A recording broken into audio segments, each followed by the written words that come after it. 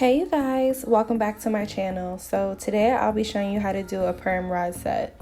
I'm using the Curl Defining Mousse by Nyasia on the perm rod set today. Now with the rod set, you can set it either wet or dry. Honestly, I prefer to set on dry hair just because it cuts down the drying time and also the curls come out neater.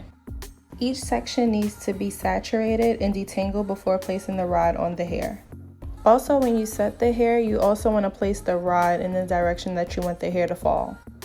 As you know, rods come in all colors, so you definitely want to choose a rod that matches the length of your hair. My client is growing out a taper cut, so in this set I use blue, gray, and white perm rods.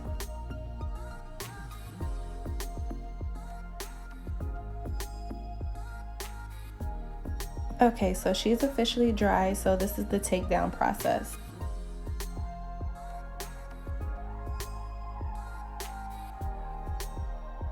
So all the rods are out, and my favorite part is styling the hair, of course. One thing I love about this curl defining mousse is that it leaves the hair super shiny. With this product, the hair definitely feels soft, but not only that, it gives great curl definition. And of course, you know I had to use the Nyasia Rosemary Mint Edge Control. Not only does it lay your edges, but it also treats your edges at the same time.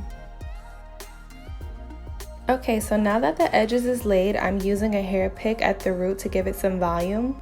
Baby, this rod set is just life, okay? The curls is popping, my client is smiling, and I love it. I just want to take a moment and get into this curl definition. Okay, this video is for all my curly girls. Thanks again for watching. Please like, comment, share, and subscribe.